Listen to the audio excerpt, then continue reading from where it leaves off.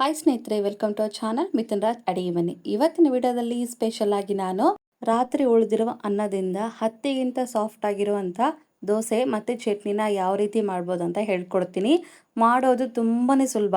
2 ನಿಮಿಷದಲ್ಲಿ ಚಟ್ನಿನೂ ರೆಡಿ ಆಗುತ್ತೆ ಆ್ಯಂಡ್ ದೋಸೆ ಕೂಡ ರೆಡಿ ಆಗುತ್ತೆ. ಸಾಮಾನ್ಯವಾಗಿ ರಾತ್ರಿ ಅನ್ನ ಉಳಿದ್ರೆ ಏನು ಮಾಡ್ತೀವಿ? ನಮ್ಮ ಮನೆಯಲ್ಲೂ ನಿಮ್ಮ ಮನೆಯಲ್ಲೂ ಮಾಡೋದಂದರೆ ಚಿತ್ರಾನ್ನ, ಪುಳಿಯೋಗರೆ. ಇವೆರಡು ಬಿಟ್ಟು ಬೇರೆ ಯಾವ ರೆಸಿಪಿನೂ ಮಾಡೋದಿಲ್ಲ.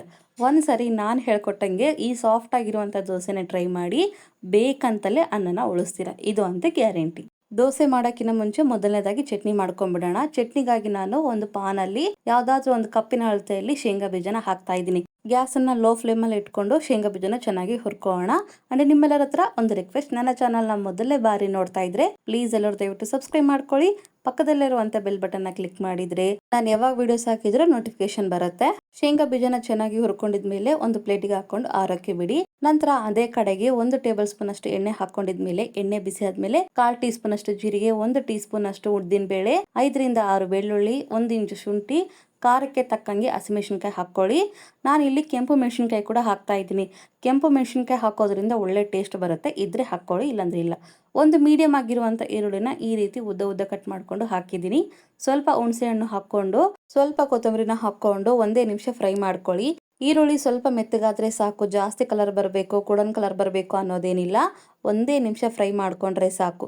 ಇನ್ನೊಂದ್ಸರಿ ನೀಟಾಗಿ ಮಿಕ್ಸ್ ಮಾಡ್ಕೊಂಡು ಗ್ಯಾಸನ್ನು ಆಫ್ ಮಾಡ್ಕೊಂಬಿಡಿ. ಈ ಒಗ್ಗರಣೆ ಎಲ್ಲ ಕಂಪ್ಲೀಟ್ ಆಗಿ ತಣ್ಣಗಾಗ್ಲಿ. ನಂತರ ನಾನು ಮಿಕ್ಸಿ ಜಾರಿಗೆ ತಣ್ಣಗಾಗಿರುವಂಥ ಶೇಂಗಾ ಬೀಜ ಮತ್ತೆ ಕೂಲ್ ಆಗಿರುವಂಥ ಒಗ್ಗರಣೆನ ಹಾಕ್ತಾ ಇದ್ದೀನಿ.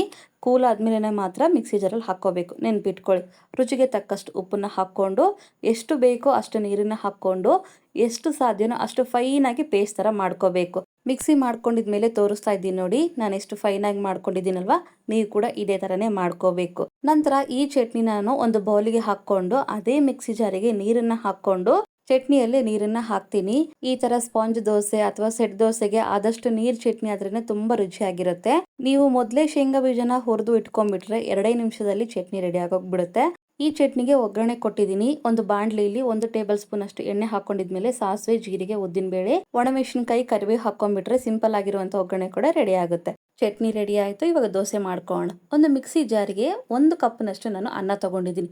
ಫ್ರೆಶ್ ಆಗಿರುವಂಥ ಅನ್ನನಾದರೂ ತಗೊಳ್ಳಿ, ರಾತ್ರಿ ಉಳಿದಿರುವಂಥ ಅನ್ನನಾದರೂ ತಗೊಳ್ಳಿ. ಅದೇ ಕಪ್ಪಿನ ಅಳತೆಯಲ್ಲಿ ಅರ್ಧ ಕಪ್ನಷ್ಟು ನಾನು ಸೂಜಿ ತಗೊಂಡಿದ್ದೀನಿ. ಇದನ್ನ ಬಾಂಬೆ ರವಾ ಸೂಜಿ ಅಂತ ಕೂಡ ಕರೀತಾರೆ. ಅದೇ ಕಪ್ಪಿನ ಅಳತೆಯಲ್ಲಿ ಅರ್ಧ ಕಪ್ಪಿನಷ್ಟು ಮೊಸರು ತಗೊಂಡಿದ್ದೀನಿ. ಫ್ರೆಶ್ ಆಗಿರುವಂಥ ಮೊಸರಿದ್ರೂ ಓಕೆ, ಹುಳಿ ಮೊಸರಿದ್ರೂ ಓಕೆ. ನಂತರ ಅದೇ ಕಪ್ಪಿನ ಅಳತೆಯಲ್ಲಿ 1 ಕಪ್ಪಿನಷ್ಟು ನೀರು.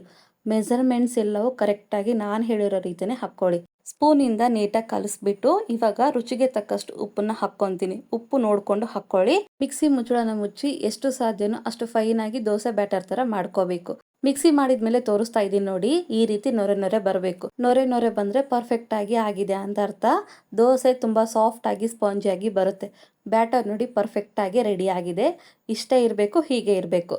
ಇವಾಗ ಸ್ವಲ್ಪ ಅಡುಗೆ ಸೋಡಾನ ಹಾಕ್ತಾ ಇದ್ದೀನಿ. ಒಂದು 1/4 ಟೀ ಸ್ಪೂನ್ ಅಷ್ಟು ಅಡುಗೆ ಸೋಡಾನ ಕಂಪಲ್ಸರಿಯಾಗಿ ಹಾಕಿ, ಇನ್ನೂ ಸಾಫ್ಟ್ ಆಗಿ ಬರುತ್ತೆ.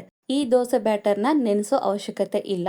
ಈ ಕಡೆ ಅಂಚು ಕೂಡ ಕಾಯಕ್ಕಿಟ್ಟಿದ್ದೀನಿ. ಸ್ವಲ್ಪ ಎಣ್ಣೆ ಹಾಕಿ ಟಿಶ್ಯೂ ಪೇಪರಿಂದ ಒರೆಸ್ಬಿಟ್ಟು ನೀರನ್ನು ಚಿಮುಕಿಸ್ತೀನಿ. ಈ ರೀತಿ ಮಾಡೋದ್ರಿಂದ ಕ್ರಿಸ್ಪಿಯಾಗಿ ಬರುತ್ತೆ ದೋಸೆ. ಹಾಗಾಗಿ ಈ ರೀತಿ ನಾನು ವಿಡಿಯೋದಲ್ಲಿ ತೋರಿಸ್ತಿರೋ ಹಾಗೆ ಮೇಲಿಂದ ಈ ರೀತಿ ಹಾಕ್ಕೊಳ್ಳಿ. ಸ್ಪ್ರೆಡ್ ಮಾಡೋಕ್ಕೆ ಹೋಗ್ಬಿಡಿ, ತನ್ನಷ್ಟಕ್ಕೆ ತಾನೇ ಸ್ಪ್ರೆಡ್ ಆಗಿಬಿಡುತ್ತೆ. ದೋಸೆ ಹಾಕೋಕ್ಕಿಂತ ಮುಂಚೆ ಗ್ಯಾಸನ್ನು ಲೋ ಫ್ಲೇಮಲ್ಲಿ ಇಟ್ಕೊಂಡು, ದೋಸೆ ಹಾಕಿದ್ಮೇಲೆ ಗ್ಯಾಸನ್ನು ಮೀಡಿಯಂ ಫ್ಲೇಮಲ್ಲಿ ಇಟ್ಕೊಳ್ಳಿ. ಈ ರೀತಿ ವಿಡಿಯೋದಲ್ಲಿ ಕಾಣಿಸ್ತಿರೋ ಹಾಗೆ ಬಬಲ್ಸ್ ಥರ ಬರಬೇಕು. ಈ ರೀತಿ ಬಂದರೆ ತುಂಬ ಸಾಫ್ಟ್ ಆಗಿ ಬರುತ್ತೆ ದೋಸೆ. ಒಂದು ಕಡೆ ದೋಸೆನ ಚೆನ್ನಾಗಿ ಬೇಯಿಸ್ಕೊಂಡಿದ್ಮೇಲೆ ಇನ್ನೊಂದು ಕಡೆ ಟರ್ನ್ ಮಾಡಿಕೊಂಡು, ಆ ಕಡೆ ಕೂಡ ಚೆನ್ನಾಗಿ ಬೇಯಿಸ್ಕೊಂಡಿದ್ಮೇಲೆ ತೆಗೆದು ಒಂದು ಪ್ಲೇಟಲ್ಲಿ ಹಾಕ್ಕೊಳ್ಳಿ. ಎಷ್ಟು ಸಿಂಪಲ್ ಅಲ್ವಾ ಮಾಡೋದು ಈ ದೋಸೆನ. ಇದೇ ಪ್ರಾಸೆಸ್ನ ಮತ್ತೆ ರಿಪೀಟ್ ಮಾಡ್ತೀನಿ. ಗ್ಯಾಸನ್ನು ಲೋ ಫ್ಲೇಮಲ್ಲಿ ಇಟ್ಕೊತೀನಿ.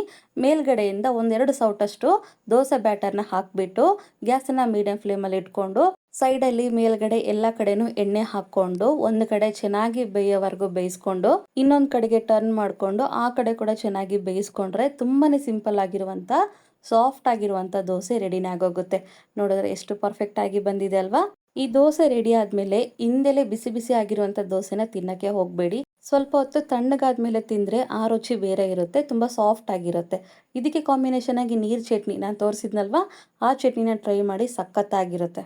ಇನ್ಯಾಕೆ ತಡ, ಇವತ್ತೇ ಈ ರೆಸಿಪಿನ ಟ್ರೈ ಮಾಡ್ತಿರಲ್ವಾ?